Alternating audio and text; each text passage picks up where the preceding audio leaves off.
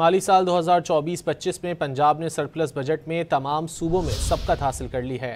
مزید جانیں گے ڈان نیوز کے نمائندے طاہر شیرانی سے۔ طاہر، آگاہ کیجیے گا۔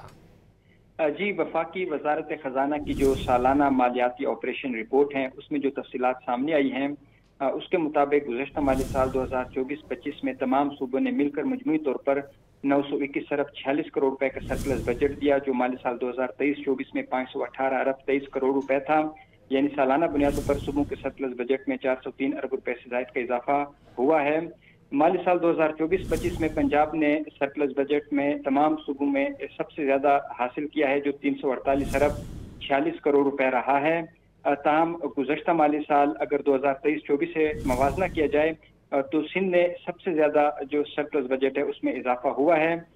سالانہ بنیادوں پر پنجاب کے سرپلس بجٹ میں گزشتہ مالی سال 136 ارب 31 کروڑ روپے کا اضافہ ہوا، جبکہ سندھ کے سرپلس بجٹ میں سالانہ بنیادوں پر 145 ارب 47 کروڑ روپے کا اضافہ ہوا۔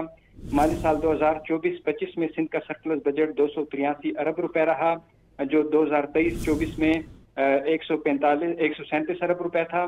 مالی سال 2024-25 میں خیبر پختونخوا نے 176 ارب 18 کروڑ روپے کا سرپلس بجٹ دیا، اور جو سالانہ بنیادوں پر اس میں 119 ارب 93 کروڑ روپے کا اضافہ ہوا ہے، کیونکہ مالی سال 2023-24 میں خیبر پختونخوا کا سرپلس بجٹ 56 ارب 24 کروڑ روپے تھا۔ گزشتہ مالی سال بلوچستان کا سرپلس بجٹ 113 ارب 78 کروڑ روپے رہا، جس میں سالانہ بنیادوں پر 1 ارب 51 کروڑ روپے اضافہ ظاہر ہوتا ہے۔